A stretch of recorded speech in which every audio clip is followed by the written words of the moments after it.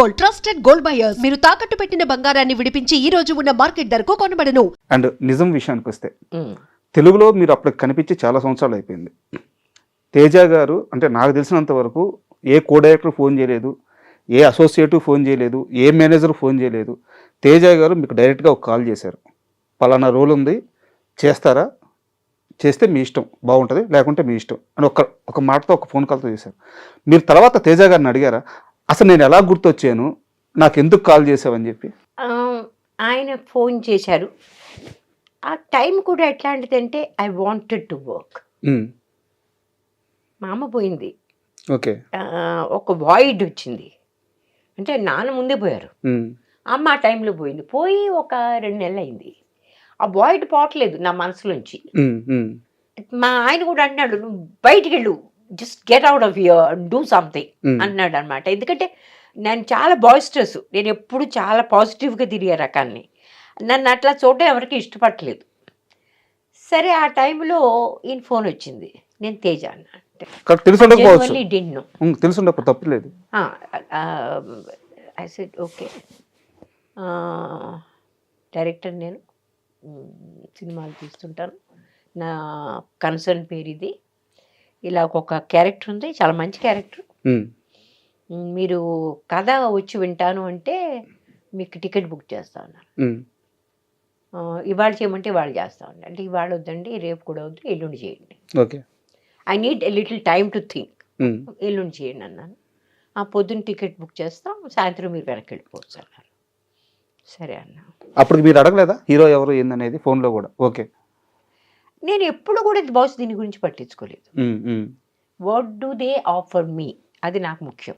తిన్నగా వాళ్ళ ఆఫీస్కి వెళ్ళాం. ఆయన వెంటనే కలిశారు, మొత్తం అంతా చెప్పారు.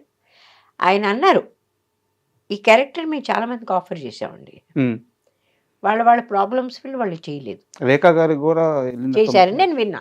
ఎంత నిజమో అబద్ధం మనకు తెలియదు. జయసుధ గారు చేశారని మాత్రం తెలుసు. ఆమందట కొంచెం ఫిజికల్, ఇంత ఫిజికల్ నేను చేయలేను అన్నట్టు. నేను ఆ ఫిజికల్ బట్ గురించి ఆలోచించలేదు, ఒక క్యారెక్టర్గా ఆలోచించాను అంతే.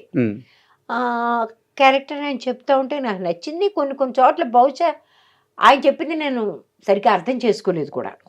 ఆ తర్వాత నేను షూటింగ్ చేస్తున్నప్పుడు అర్థమైంది, ఆయన చెప్పింది వేరు, నేను అర్థం చేసుకుంది వేరని. బట్ ఎనీవే ఇదంతా జరిగాక కూడా దీనిలో హీరో మహేష్ బాబు అని చెప్పారు. కృష్ణ గారి అబ్బాయిని, అది తెలుసు నాకు, అంతకంటే పెద్ద ఎక్కువ తెలియదు. ఆయన సినిమా, ఆ అబ్బాయి సినిమాలు చూడలేదు, చిన్నపిల్లాడిగా ఏదో సినిమా చూశాను అంతే, అంతకంటే చూడలేదు నేను. సరే అట్లాగే అనుకున్నాం. మీకు ఎంత డబ్బు కావాలన్నారు? I said I have no idea. మళ్ళీ అదే సమస్య, మనకి ఎప్పుడు ఉండే సమస్య, no idea. They said will give you this much. Said okay. ఆ తర్వాత మహేష్ నిజంగా నన్ను తిట్టాడండి. అవునా, ఏంటి ఎంత తక్కువ డబ్బు చేశారు మీరు, ఏమన్నా అసలు మీకు ఏమన్నా ఎవరన్నా అడిగే మాట్లాడినా లేదా, పెద్దవాళ్ళు తింటారే అని తిట్టాడు. మరి అంత తక్కువ చేశారా? అంటే అంత తక్కువ అంటే నాకు తక్కువ అనిపించలేదు, కానీ ప్రపంచంలో చాలా మందికి ఇప్పుడు విజయశాంతి గారు సినిమా చేస్తారు, ఆవిడ 1 కోటి రూపాయలు తీసుకుంటాను అనుకుంటా. నేను 1 కోటి రూపాయలు నేను అడగలేను, నాకు అర్థం లేదనిపిస్తుంది. Why should they pay me that much money నాకు అనిపిస్తుంది. But I want a decent money. నేను ఇంత వచ్చి ఇంత టైం స్పెండ్ చేస్తున్నప్పుడు I want a decent amount of money, but not exorbitant. అది అదే మీరు ఇల్లు అమ్ముకుని నాకు డబ్బులు కాదు. తేజ గారిని అడిగారా ఈ క్వశ్చన్, నాకే ఎందుకు ఫోన్ చేసి ఎలా గుర్తొచ్చాను? అడిగాను. అలా అంత డైరెక్ట్గా అడగలేదు, బట్ నేను ఎట్లా గుర్తొచ్చాను మీకు అడిగాను. అడిగితే అన్నారు, మీరు ఎలా గుర్తొచ్చారు నేను ఇప్పుడు చెప్పలేను, కానీ మిమ్మల్ని మేము మర్చిపోలేదు అన్నాడు. అంటే ఏ రకంగా అంటేను, మీకు తెలుసా సీతామహాలక్ష్మి క్యాసెట్ పెట్టుకుని మేము చూస్తూ రంగీలా స్క్రిప్ట్ రాసాం అని చెప్పాడు. చెప్తే అసలు వావ్, నేను రంగీలా సినిమా చూడలే, నాకు తెలుసు. ముంబైలో ఉంటారు కాబట్టి ఆ సినిమా ఎంత పెద్ద హిట్, అదే కాకుండా ఆమిర్ ఖాన్ ఇట్లా టపోరీ టైప్ అని అవన్నీ తెలుసు మొత్తం. ఇట్ మేక్ సెన్స్ కదా. సీతామహాలక్ష్మి కథే అంతే. టోటలీ అదంతా తీసుకెళ్ళి అర్బన్ Mm. అర్బన్ అట్మాస్ఫియర్లో తీశారు అది. So I said oh nice, thank you for remembering me. I said I'm happy. And frankly shooting చేస్తున్నంత కాలం నా మీద కామెంట్ చేస్తూనే ఉండేవాళ్ళు వీళ్ళిద్దరూ. ఎవరు మేడం? మహేష్ గారు కూడా ఉమ్, మన తను కూడా. నేను డైలాగ్స్ నాకు నోటికి బాగా కంఫర్టబుల్గా అయ్యేంత వరకు నేను చెప్పను. ఉమ్, ఉమ్, ఉమ్. నేను బాగా కంఫర్టబుల్ ఫీల్ అవ్వాలి. అంతవరకు ఎన్ని సరే రీటేకులు నాకు నేనే చేసేసుకుంటా. ఓకే. కటే అంటాను మళ్ళీ మొదలు పెడతా. Um, I have to feel like I'm saying it from here. అది ప్రాబ్లం. ఆ పర్ఫెక్షన్ కోసం, ఆ పర్ఫెక్షన్ కోసం. నాకు అది ఫీల్ అవ్వాలి. ఉమ్, ఉమ్, ఆ ఫీల్ అవ్వడం చాలా ముఖ్యం. ఆ టైంలో నేను రామేశ్వరుని కాదు, ఆ క్యారెక్టర్ని. Hmm. అలా ఆ రకంగా ఫీల్ అవ్వాలి నేను. అది నా మీద వీడు విక్రించేవాళ్ళు. ఈవిడు మళ్ళీ మర్చిపోద్ది, వాడు మర్చిపోతుంది అనుకునేవాళ్ళు వీడు. But I have a different problem. అది అర్థం కాలేదు. కానీ ఒకరోజు ఏదో ఒక విషయం మీద మహేష్ గారు నన్ను అడిగారు, మహేష్ బాబు గారు, అది మీ సరిగ్గా అదే సెంటెన్స్ దగ్గర మీ కళ్ళంటే అలా బడబడి నీళ్ళు ఎలా కారుతాయి అని అడిగాడు. ఉమ్, అంటే because that is how I imagine that whole scene. ఆయన వద్దనే చెప్పాడురా, బజార్కి వెళ్ళొద్దని చెప్పాడురా, నేనే బలవంతంగా తీసుకెళ్ళాను. ఉమ్, అవన్నీ I go through that whole thing. And exactly at that time tears come. అది ఒక 5-6 టేకులు అయ్యాయి. ప్రతి టేకులో అదే టైంలో నాకు టీయర్స్ వచ్చేవారు. ఎక్కడ అది? ఆ జైల్ షాట్? జైలుకి లోపల తీసుకెళ్తామని చూసారు ఆ టైం. అవును. ఓ మై గాడ్, అతను నిజంగా హీ లైక్డ్ ఇట్. తనకి చాలా నచ్చింది ఆ విషయం. యాజ్ అన్ యాక్టర్ అంతే. చాలా మంచి యాక్టర్ అతను. ఆ మంచి యాక్టర్కి ఇట్లాంటి విషయాలు నచ్చుతాయి, నచ్చాడు. అట్లాగే నేను సినిమా పూర్తయ్యాక సినిమాల్లో కూడా చాలాసార్లు తేజ అనేవాడు, మీకు తెలుసా ఈ సినిమా అయ్యాక అసలు మీకు ఖాళీ ఉండదు, మిమ్మల్ని ప్రతి వాళ్ళు అడుగుతారు సినిమాలు చేయమని, మీరు చాలా పాపులర్ అయిపోతారు. తమాషా ఏంటంటే మిగిలిన వాళ్ళు ఎలాగో అడగలేదు, ఆయన కూడా అడగలేదు. సో అందరూ చెప్పేది అంత నిజం కాపోదు అప్పుడప్పుడు. అంటే ఆయన అడగకపోవడానికి ఒక రీజన్ ఉండొచ్చు మేడం. నేను ఆల్రెడీ చేశాను కాబట్టి రిపీట్నెస్ వస్తుందేమో అని చెప్పేసి ఒక మదర్ క్యారెక్టర్ పెట్టినా కానీ. కానీ ఒకటండి, సంభవ్ నాతో పనిచేసిన ఏ డైరెక్టర్ కూడా నన్ను రిపీట్ చేయలేదు చాలా వరకు. ఇది కొంచెం ఆలోచించాల్సిన విషయం. అది కదా, అది నా ప్రాబ్లం అయ్యి ఉంటుంది బహుశా. Except my first time director. First time director కాదు, 2-3. నిజం లాంటి పెద్ద సక్సెస్ తర్వాత అంత మంచి క్యారెక్టర్ చేసిన తర్వాత కూడా తెలుగులో ఎందుకు అవకాశాలు రాలేదు? తెలీదండి. ఎప్పుడన్నా మదన పడ్డారు? ఆలోచించారా? చాలా మంది నన్ను చేశారు, కాంటాక్ట్ చేశారు, అసలు అర్థం లేని రోల్స్కి.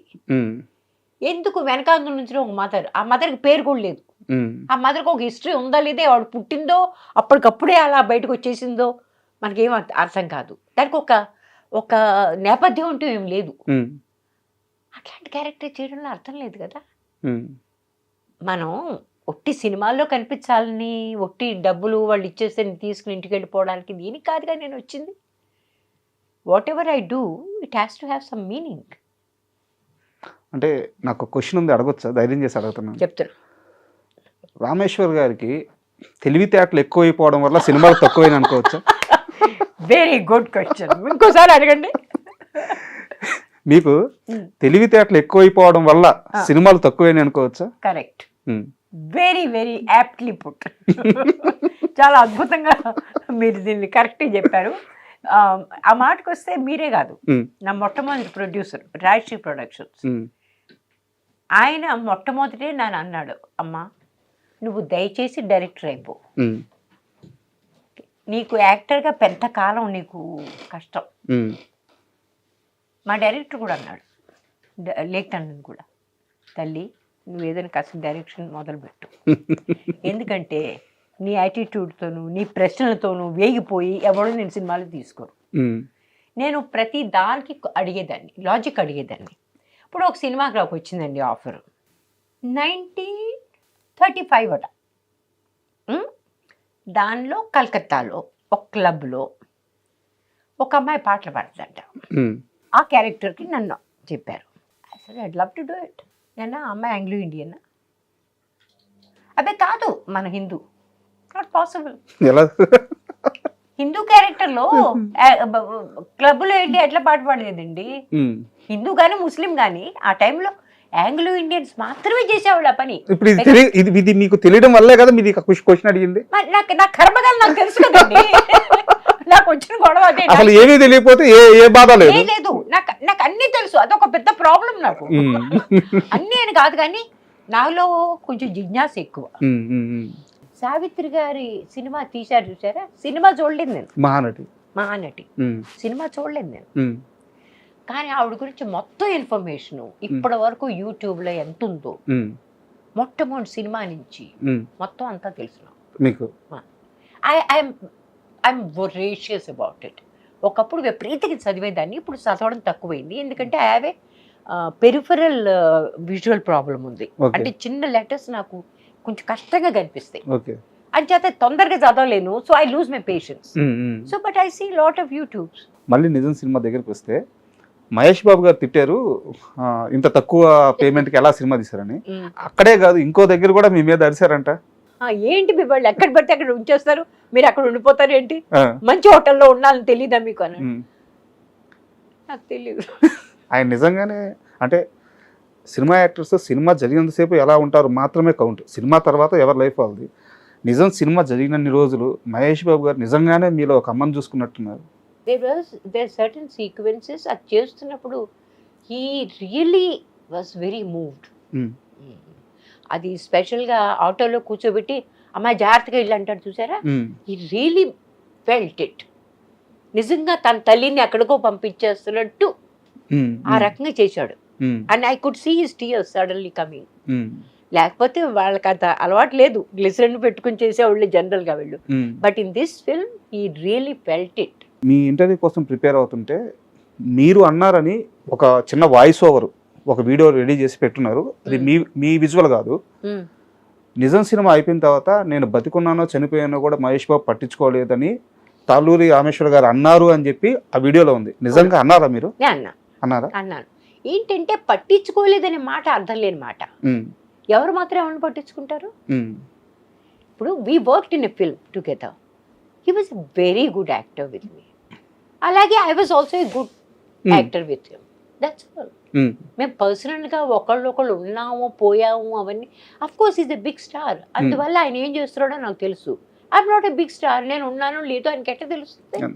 ఆయన కనుక్కోవాలని అతనికి అనిపిస్తే కనుక్కుంటాడు. కానీ అలాగ బహుశా అతనికి ఎన్నో పరిచయాలు ఉండొచ్చు, ఎన్నో ఇది ఉండొచ్చు. It's a matter of fact statement. There is no animosity. దానివల్ల నేనేవి దానిలో ఏమి నాకేమి ఒక బిటర్ ఫీలింగ్ అట్లాంటివి ఏమి లేవు. No no no no. It's a very simple matter of fact అంతే. ఓకే.